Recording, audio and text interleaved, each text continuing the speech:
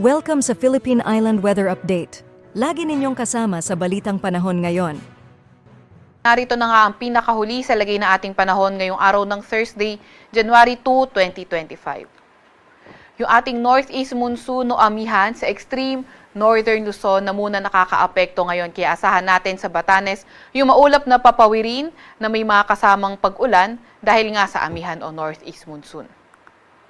Samantalang itong shear line nakakaapekto sa nalalabing bahagi ng Northern Luzon at silangang bahagi ng Central Luzon. Itong shear line yung salubungan ng malamig na hangin galing northeast at mainit na hangin galing silangan. Itong shear line rin yung nagdadala ng maulap na papawirin at mga kalat-kalat na mga pag-ulan at mga isolated na thunderstorm sa Cagayan, Isabela, Apayao, pati na rin sa may Aurora. Samantalang easterlies o yung mainit na hangin galing karagatang Pasipiko, nagdadala ng maulap na papawirin at mga kalat-kalat na pag-ulan, pagkidlat at pagkulog sa Eastern Visayas, Quezon, pati na rin sa may Bicol region. Para naman sa lagay ng panahon sa Metro Manila at nalalabing bahagi ng ating kapuluan, asahan na natin yung bahagyang maulap hanggang sa maulap na papawirin na may mga pulupulong pag-ulan, pagkidlat at pagkulog. Ingat pa nga rin sa mga inuulan ng mga nakaraang araw pa dahil sa mga banta ng pagbaha o pagguho ng lupa. Sa kasalukuyan rin nga ay wala tayong namomonitor na low pressure area or bagyo sa loob or malapit sa ating Philippine Area of Responsibility. Para naman sa lagay ng ating panahon bukas, asahan nga natin itong shear line sa silangang bahagi na lang ng Northern Luzon, magdadala ng mga paulan. Northeast monsoon naman o hanging amihan, magdadala ng mga paulan extreme Northern Luzon, pati na rin sa may Cordillera Administrative Region, pati na rin sa ilang bahagi ng Ilocos Region.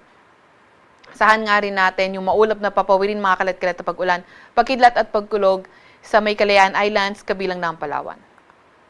Para naman sa Metro Manila at nalalabing bahagi ng Luzon, partly cloudy to cloudy skies weather tayo at may mga tsansa ng mga localized thunderstorms. Agwat ng temperatura bukas sa Metro Manila at Legazpi ay 25 to 30 degrees Celsius. Sa Tagaytay naman at Tugigaraw ay 22 to 28 degrees Celsius. 16 to 23 degrees Celsius sa may Baguio at 24 to 31 degrees Celsius sa may Lawag. Agwat naman ang temperatura bukas sa Puerto Princesa at Kalayaan Islands ay 25 to 31 degrees Celsius. Para naman sa lagay ng panahon, Visayas at Mindanao, for tomorrow, asahan na nga natin yung mabuting panahon, fair weather conditions with chances of localized thunderstorms. Agwat ng temperatura sa Iloilo at Tacloban ay 24 to 30 degrees Celsius. 25 to 31 degrees Celsius sa may Metro Cebu. 24 to 33 degrees Celsius sa may Zamboanga, 24 to 31 degrees Celsius sa may Cagayan de Oro at 24 to 32 degrees Celsius sa may Davao. Meron din naman tayong nilalabas na weather advisory. Ito ay updated kanina alas 5 ng umaga kung saan katamtaman hanggang sa malalakas na mga pag-ulan o moderate to heavy rains 50 to 100 millimeters na mga pag-ulan ang posible sa Isabela at Cagayan. Kapag 50 to 100 millimeters yung mga pag-ulan, localized flooding posible sa mga urbanized, low-lying or near rivers, pati na rin yung landslide posible sa mga highly susceptible areas. Bukas naman, moderate to heavy ng mga pag-ulan, Cagayan, Isabela, kabilang na nga ang Apayao. At sa Saturday afternoon to Sunday afternoon, asahan natin meron na tayong mga heavy to intense na mga pag-ulan sa may Cagayan at Isabela. Kapag heavy to intense, mga numerous flooding events likely lalo na sa mga urbanized, low-lying, near rivers. Landslide naman, likely sa mga moderate to highly susceptible areas. Samantalang moderate to heavy rains naman, Apayao, Kalinga, Mountain Province at Ifugao.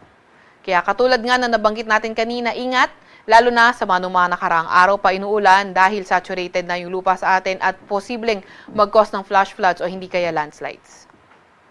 Wala pa rin naman tayong nakataas na gale warning sa kahit anong dagat baybay na ating bansa, pero ingat pa nga rin sa papalaot sa Northern Luzon dahil magiging katamtaman hanggang sa maalon ang karagatan.